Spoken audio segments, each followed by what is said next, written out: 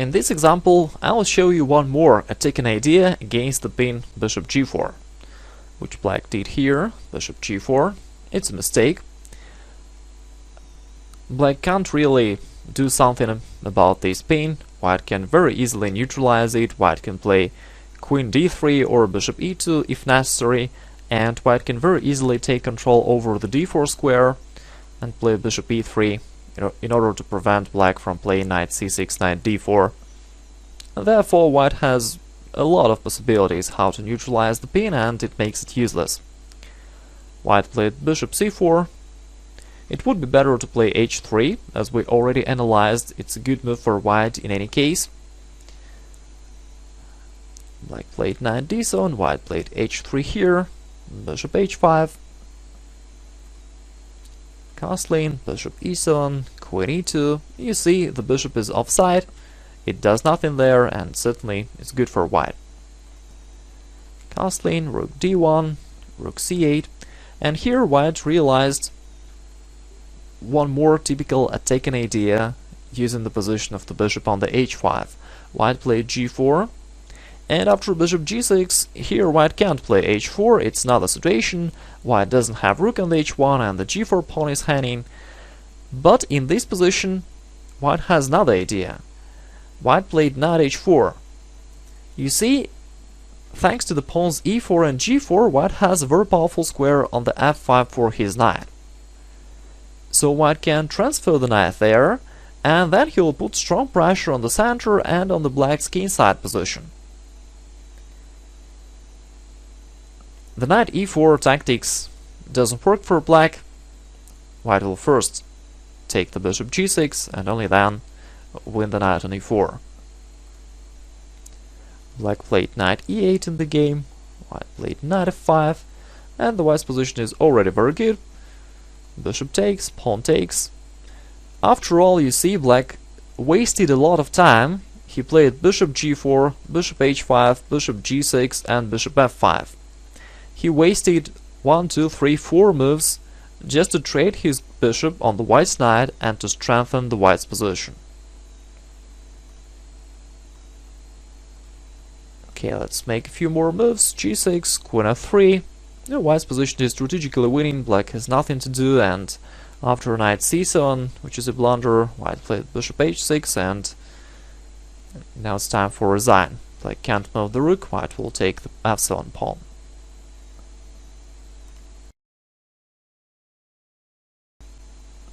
And finally, let's see the last very typical possibility how to fight against that bishop on the h5. White played knight f1, the maneuver which is extremely typical for the Spanish game, knight b1 to d2, f1 and g3. This helps white to push away the bishop and brings the white's knight closer to the kingside, where it can occupy the f5 square and can support the white's attack there on the kingside. Black played c6, knight g3, bishop g6. Here often white can go knight h4 and then either to take the bishop or to put the knight on the f5.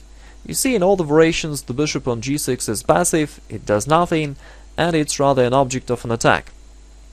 In the game, white played h4, threatening to capture the bishop after h5, h6, h5, and here white played knight h4, d5, and after an exchange white made a little nice tactics, knight g6, attacking the rook f8 and the bishop e7, and of course, if black takes, and black did another move, if black takes, white will recapture by the pawn and will finally capture the bishop on the h7. You see, in all the lines this bishop only gives white extra temples for his attack. In the game, black played rook e8, but in any case white has a good position. Queen e4, white is threatening knight takes e7, check, and then to take that bishop on the h7. Therefore black has to take, but after that white got 2 bishops advantage. And of course this is very good situation for white, and endgame white has 2 bishops, black has a weak pawn e5, and so everything is good for white.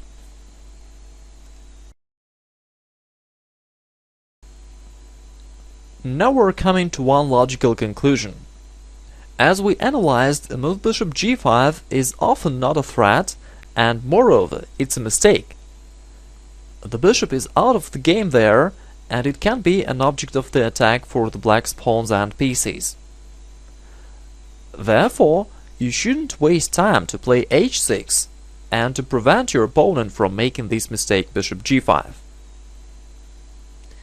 However, in this game, the black's player played h6. Of course, it makes no sense. Bishop g5 wasn't a threat. Black can play bishop e7, at least, if necessary. So, in any variation, white has no attacking continuation after the move bishop g5, no threats. So, there were no reasons for black to make the move h6. However, he did it, and by the way, it's a 25 ratings player, so you see, again, a lot of players don't understand these simple ideas. And white decided to punish black for this mistake and to use the h6 weakness by playing g4. A pretty interesting idea. If black takes the pawn and accepts this sacrifice, well, it's not even a sacrifice, because after rook g1, white will take the pawn back, getting an open line against the black's king and good attacking possibilities. In the game, black made another decision. He played b5 and then d5, but it doesn't change too much. White played g5, then g takes h6. Let's make a few more moves. H takes, rook g1, and white got a powerful attack from scratch. White won this game afterwards. So I just wanted to illustrate an idea that h6 move is not necessary, and often it can be at least a time wasting, and sometimes it can be a weakness, and it can bring you a lot of troubles. Okay, these are all the main ideas concerning this topic, and now let's draw the conclusions. Here is the first conclusion. A pin with bishop g5 only makes sense if white can get a real benefit.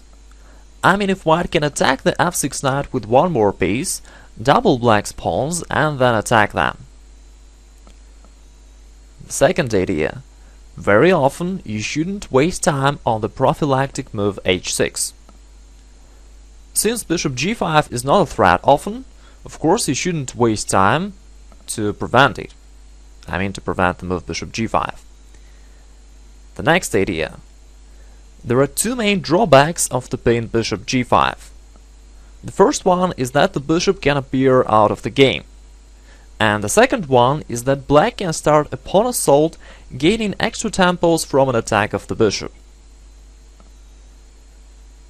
And the next conclusion, you should always play h6 in response to bishop g5.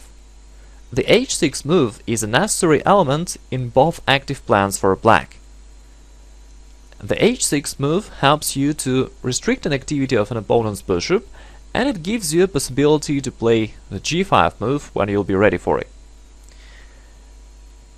And the last thing, don't quickly castle when your opponent is going to play bishop g5. You can wait for his bishop on the g5 and then start a quick attack by playing h6 and g5. And at the same time, your king will feel comfortable in the center or on the queen side. Okay, that's actually all the ideas which I was going to tell you here in this video lesson. Thanks for your attention. I wish you a nice day. Goodbye.